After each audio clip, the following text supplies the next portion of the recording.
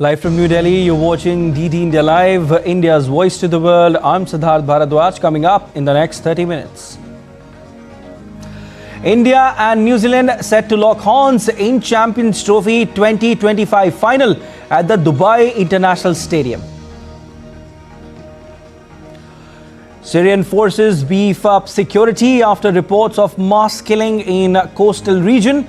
Britain-based Syrian observatory says civilian death toll from violence crosses 1,000 mark since Thursday. Heavy rains in Argentina's port city of Bahia Blanca caused substantial flooding, 13 dead in deluge, hundreds evacuated from their homes.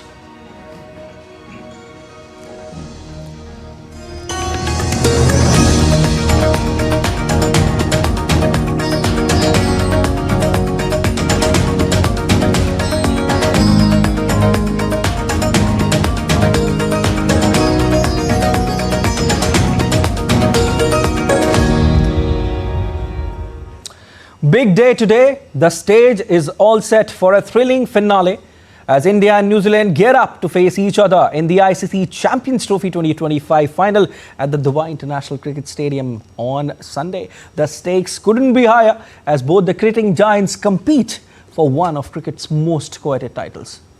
Look at the report. India and New Zealand have faced each other 119 times in ODIs, with India winning 61 matches and New Zealand securing 50 victories. The final on Sunday will decide who will have the edge in the Champions Trophy head-to-head, as both teams are tied at 1-1 in the event.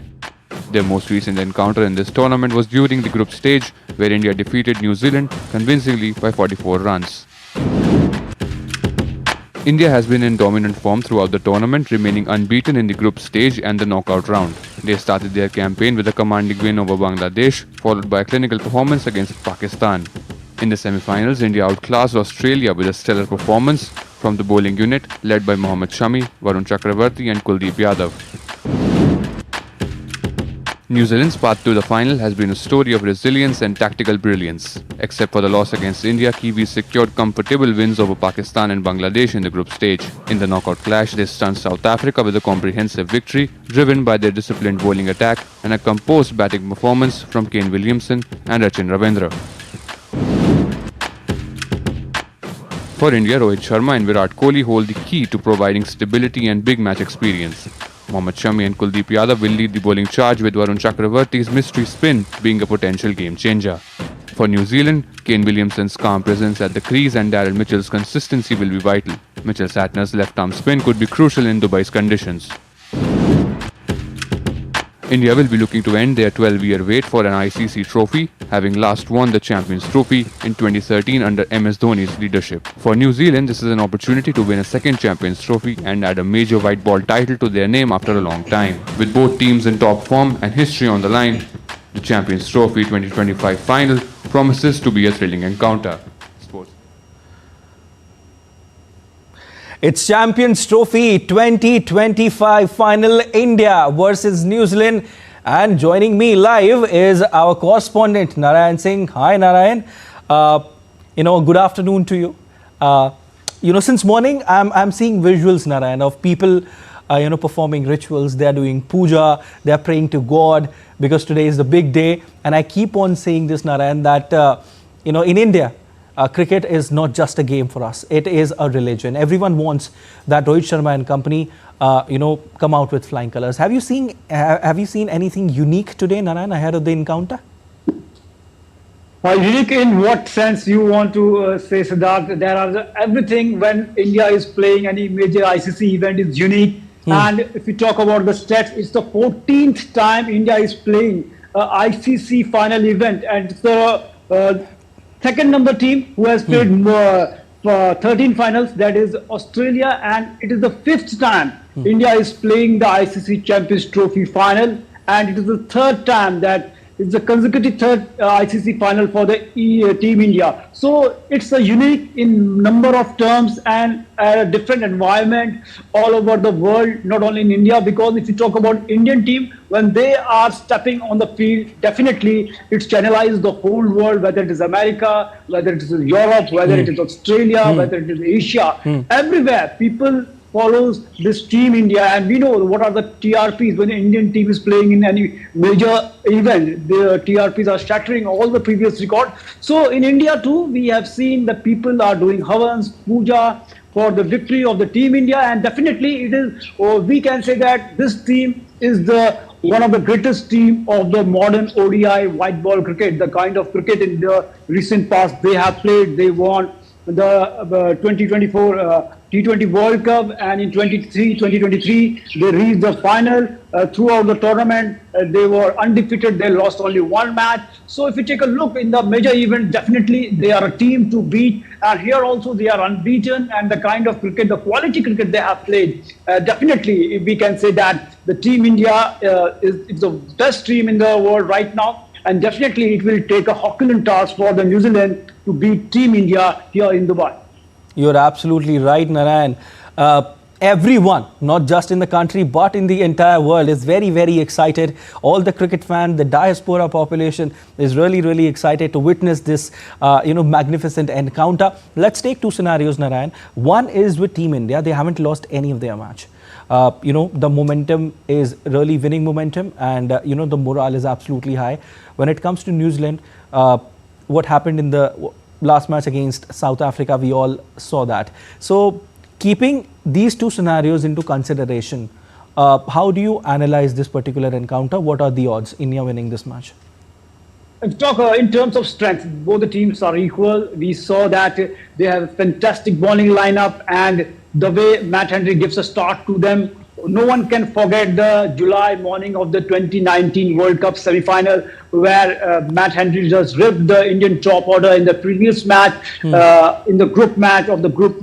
We can say that where Matt Henry removed the Indian top order, where he took 5 wickets. So the most important point for the Indian team here will that the Rohit Sharma and Shubman Gill should counter him and should not allow him to make early inroads for the New Zealand, because if he gets few early wickets, definitely it's going to be difficult for the Team India, because the momentum is very important. If Rohit Sharma remains there for 15 and we can say 20 overs, definitely the game is away from the reach of any opponent. So it will be important for the Indian team. And after that, we know that the spinners, the way Mitchell Centre is playing, and he also as a captain wants to win a major trophy. And apart from that, the most important threat will be Rachin Ravindra. We know that how well he plays the spin. And if you take a look, his record in the past 18 months, he has scored 5 centuries in the ICC tournament. And talking about their batting grade, that is Kane Williamson, he has 2, and other big names has less than that. So how they handle Rachin Ravindra, it will be crucial. Okay. The way they, we can say that they took him early in the previous match, they need to do same thing here also. Definitely, Narayan. Rohit Sharma, Virat Kohli, they have to be there on the pitch. Mohammad Shami will play a crucial role. Rachin Ravindra will be someone whom the entire Indian bowling lineup, or perhaps the batting lineup, should deal with in order to win this particular encounter. But like I say, it's a big deal. It's a big day today. Entire world is, waiting for this particular encounter, and we as Indians, we hope that they come out with flying colors and they lift that Champions Trophy 2025. We leave it there. Thank you so much, Narayan. Thank you. Ahead of the match, New Zealand coach Gary said the team's training and preparation of this will be a key factor that will help them in the final. Got a couple of days now of a little bit of recovery and a little bit of planning and training towards the game, but I guess we're deep into the tournament now, and sometimes it's not always a lot of training that you need. It's just getting your body and your mind right to compete in the final, and that will be our key focus. Indian cricket fans look forward to the most awaited India versus New Zealand final showdown at the Dubai International Cricket Stadium. To cheer for India, Team India. Hopefully they'll bring the trophy home. Big game for me, for India. Again, 2 big boys. We are here for Rohit and Virat. This could be one of their final games or ICC championship game. So we are here all for them, and we expect them to score centuries today. We will want all the spinners to do well. I think Varun will play a key role, especially, and also Kuldeep. thinking these two guys should have the key for the middle overs because New Zealand does play spin well, and also it depends on how our batsmen do well against Santner because he's bowling really well. So let's look out for the key matchups there, and hopefully we'll come out on the positive side. Always we expect something big from Virat Kohli, of course, and we will win. Rohit and Virat both century. Rohit century. Rohit century. Virat century. Hardik Pandya 6 sixes. We are very much excited for India, and I hope like India would do well and like will take home the trophy. Go India, go! India! India! India! India! We are supporting for India. India! Everyone is supporting for India. Now, let's take you to Syria, where Syrian security forces deployed heavily in the Alawite heartland on the Mediterranean coast on Saturday after a war monitor reported that government and allied forces killed more than 1,000 people. Residents of the region continue to report killings of civilians after deadly clashes broke out on Thursday between Syria's new authorities and gunmen loyal to toppled President Bashar al-Assad, himself an Alawite. The Syrian Observatory for Human Rights said the casualties included 745 civilians, 125 members of the Syrian security forces and 148 fighters loyal to Assad. Security forces on Saturday said they had regained control of much of the areas in Tartus and Latakia governorates. A defense ministry source said that all roads leading to the coast had been blocked to stop violations and help return calm, with security forces deploying in streets of coastal cities.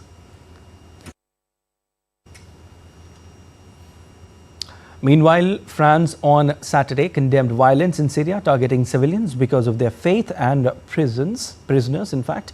A French Foreign Ministry statement called on Syria's new authorities to ensure that independent investigations can shed light on these crimes and that the perpetrators are sentenced. The Syrian Observatory for Human Rights reported that 745 Alawite civilians were killed in Syria by security forces and allied groups. The Alawites are a religious minority to which toppled President Bashar al-Assad belongs. The wave of violence targeting them follows a rebel coalition led by Islamist group Hayat Tahrir al-Sham seizing power in December. After its victory, HTS had vowed to protect Syria's religious and ethnic minorities. At least 13 people were killed and more than 1,000 evacuated in the Argentine port city of Bahia Blanca as torrential rains flooded homes and hospitals, destroyed roads and forced officials to cut power. The mayor's office said more casualties were possible in the city of 350,000 residents located 600 kilometers southwest of the capital Buenos Aires. According to Security Minister for Buenos Aires province, 8 hours of non-stop rain left the city of 350,000 people largely underwater and forced authorities to evacuate in Jose Peña Hospital as the city received more than 400 millimeters of rain in just hours, equivalent to what it normally gets in a year. Minister also said that the biggest storm in Bahia Blanca was in 1930 with 175 millimeters. In Australia, hundreds of thousands of people in Queensland state were without power on Sunday after ex-tropical cyclone Alfred brought damaging winds and heavy rains, sparking flood warnings. After days hovering off the coast as a Category 2 tropical cyclone generating heavy weather across the region, Alfred weakened into a tropical depression before making landfall on Saturday evening. Strong gusts and heavy rain have brought down power lines and sparked flood warnings on swollen rivers along a 400-kilometer stretch of the coast straddling southeast Queensland and northeast New South Wales. Utility companies said about 310,000 properties in southeast Queensland and at least another 16,000 in northeast New South Wales were still without power on Sunday. Prime Minister Anthony Albanese warned that the weather was still perilous as warnings for floods, severe weather and hazardous surf have been issued for parts of Queensland and New South Wales. In Queensland and northern New South Wales remains very serious due to flash flooding and heavy winds. Heavy rainfall, damaging wind gusts and coastal surf impacts are expected to continue over coming days. I urge everyone to continue to listen carefully to the emergency authorities. The clinical condition of Pope Francis is showing a good response to the medications and treatment while the prognosis remains guarded. The 88-year-old head of the Catholic Church has been treated for pneumonia there since February 14. According to the latest report from the Vatican, the pontiff is going on with treatment and physiotherapy this morning following a calm night. Worshippers continue to pray for Pope Francis outside the Gemelli Hospital in Rome. The Holy Father's clinical condition over the last few days has remained stable and consequently shows a good response to the therapies. Still to come on this edition of DD India Live. Greenlandic politicians debate key issues days before March 11 election. Race underway to replace Canada's Prime Minister Justin Trudeau as Liberal Party to choose new leader on Sunday.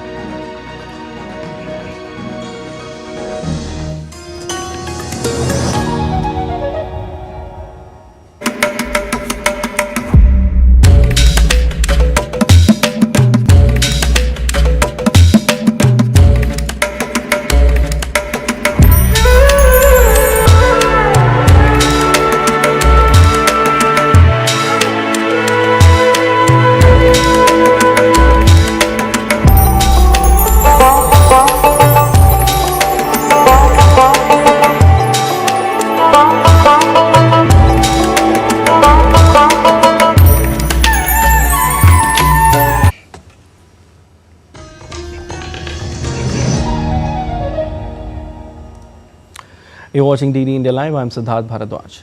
At least 14 people have lost their lives in the latest round of Russian strikes with no end to the conflict in sight.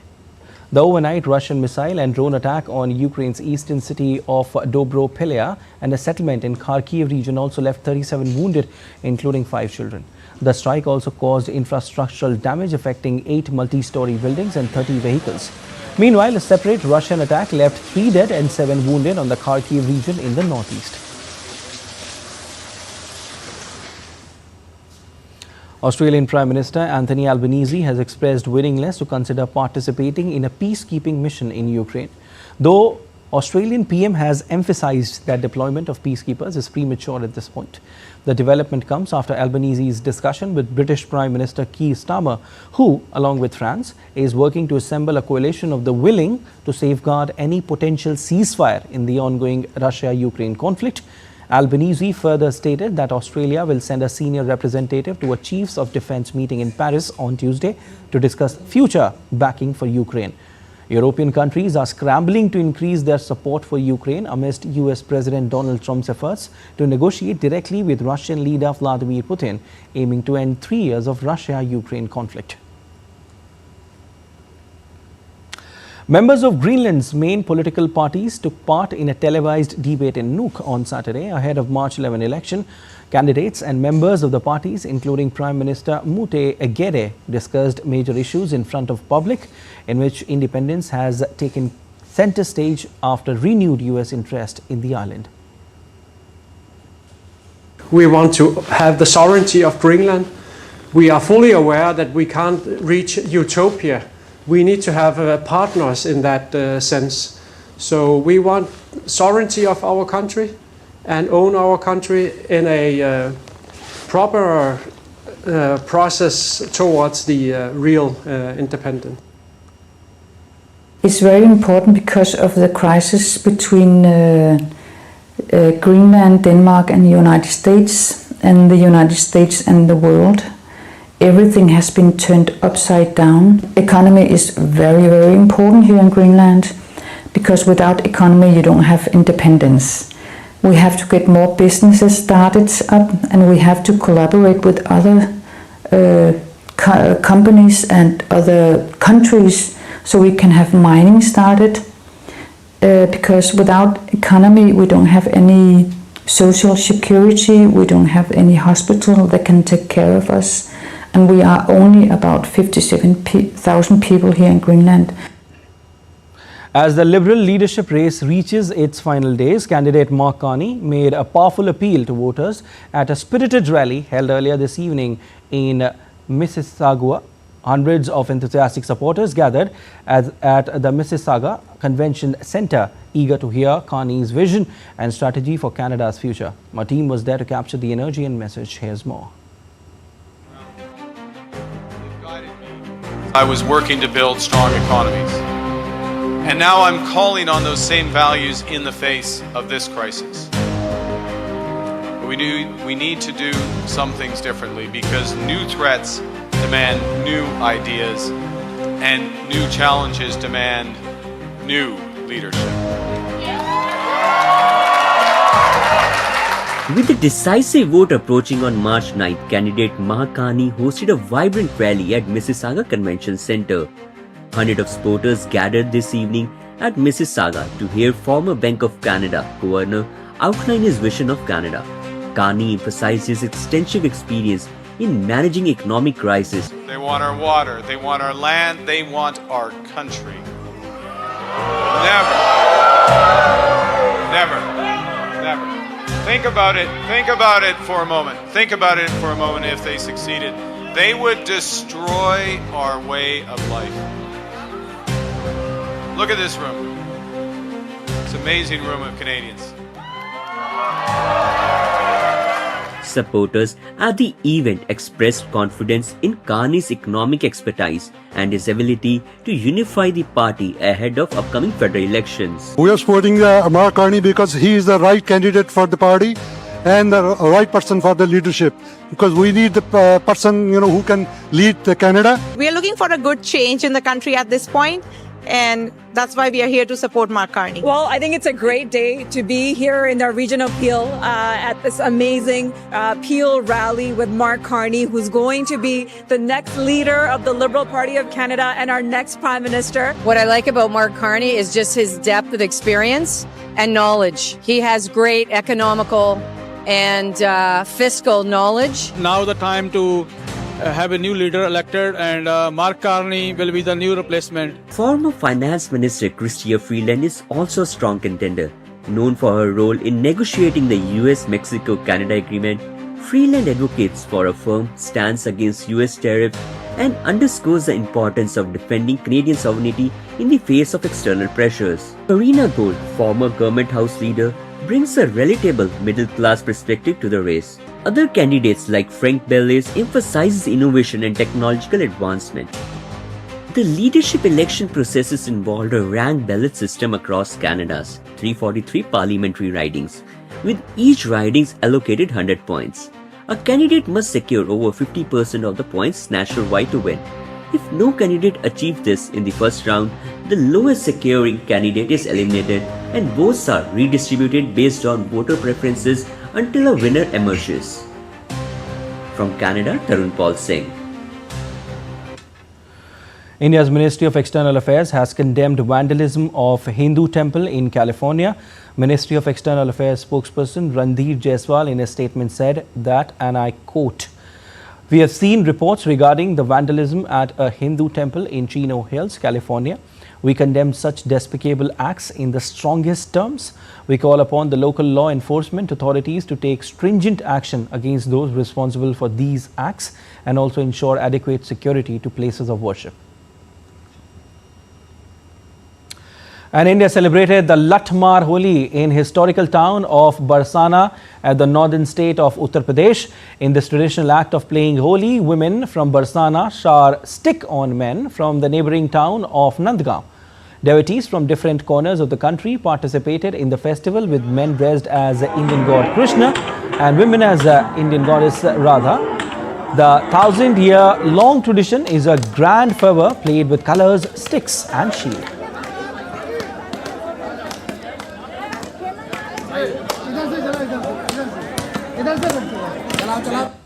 That's all for this edition of DD India Live, but let us know your thoughts on the news of the day.